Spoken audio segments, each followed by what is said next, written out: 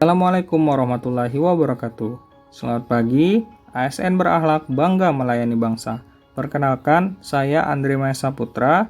Saya saat ini bertugas sebagai apoteker di Rumah Sakit Umum Daerah Kiropanting. Saya merupakan peserta Latsar CPNS Provinsi Kepulauan Bangka Belitung Angkatan 4 tahun 2022. Di sini saya akan sedikit sharing mengenai pengalaman belajar saya secara sinkronus dan asinkronus pada agenda 3 Latsar CPNS Provinsi Kepulauan Bangka Belitung. Pembelajaran secara sinkronus dan asinkronus. Pada hari ini, tanggal 22 Juli 2022, sudah dilakukan agenda pembelajaran sinkronus yang disampaikan oleh Bu Mulyaningsih terkait agenda 3, kedudukan dan peran PNS untuk terwujudnya smart governance. Pembelajaran sinkronus sendiri merupakan metode pembelajaran langsung melalui tatap muka dengan menggunakan media virtual seperti Zoom, Google Meet, Skype, dan sebagainya. Adapun tujuan pembelajaran yakni membekali peserta dengan pengetahuan tentang kedudukan dan peran PNS untuk mendukung terwujudnya smart governance sesuai dengan ketentuan peraturan perundang-undangan untuk menjalankan fungsi ASN sebagai pelaksana kebijakan publik, pelayan publik, dan perekat serta pemersatu bangsa, sehingga nantinya dapat memberikan dukungan mengelola tantangan dan masalah dalam mendukung pelaksanaan tugas jabatannya dengan menggunakan perspektif Smart ASN.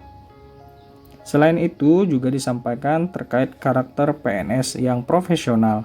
Secara garis besar ada 4. Pertama, menunjukkan sikap perilaku bela negara. Kedua, mengaktualisasikan nilai-nilai dasar PNS dalam pelaksanaan tugas dan jabatan.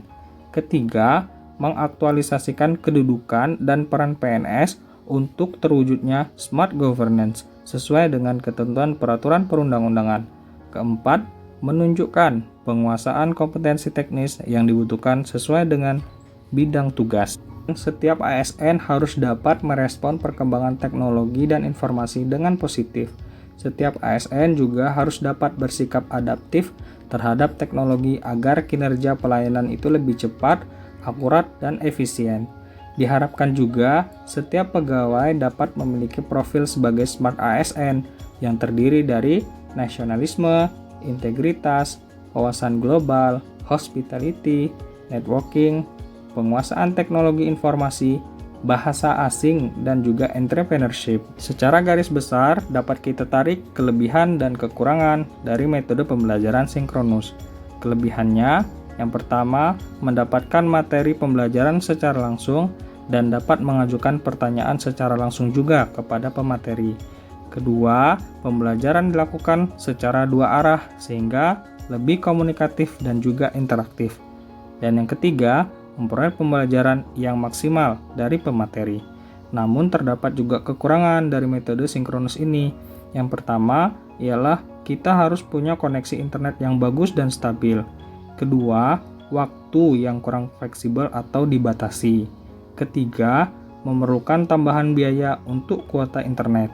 Keempat, memerlukan energi ekstra untuk selalu fokus dan standby menatap layar. Selain itu, juga telah dilakukan pembelajaran secara asinkronus, yakni metode pembelajaran secara tidak langsung di mana pemateri dan peserta tidak melakukan tatap muka, melainkan dilakukan pembelajaran mandiri dengan membaca modul, mendownload materi atau video, serta mengupload dan mengerjakan tugas baik secara individu atau berkelompok. Pada hari ini juga telah dilakukan penguploadan tugas yang harus dikerjakan oleh peserta terkait dengan pembelajaran agenda 3 mengenai aku dan potensiku.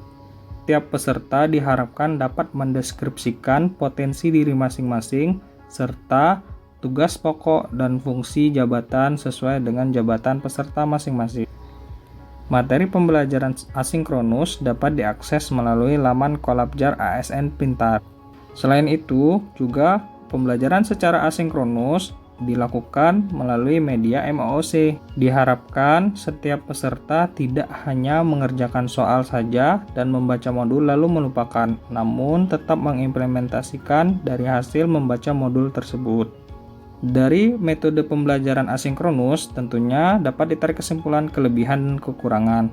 Kelebihannya adalah waktu belajar lebih fleksibel dan tidak dapat dibatasi oleh waktu. Dapat dilakukan di mana saja dan kapan saja. Kedua, mendorong peserta untuk lebih mandiri dan juga berinovasi. Ketiga, tidak memerlukan biaya tambahan untuk membeli kuota internet, namun juga memiliki kekurangan. Yang pertama, sangat bergantung kepada kemandirian dan motivasi peserta tersebut untuk dapat menggali informasi lebih dalam. Kedua, terbatasnya kesempatan untuk bertanya secara langsung. Ketiga, tentunya ada rasa cepat bosan dan mudah hilang konsentrasi. Sebagai seorang ASN, kita tidak boleh memiliki sikap antipati. Kita harus bisa menanggapi dan merespon cepat apa yang diminta oleh masyarakat. Terima kasih.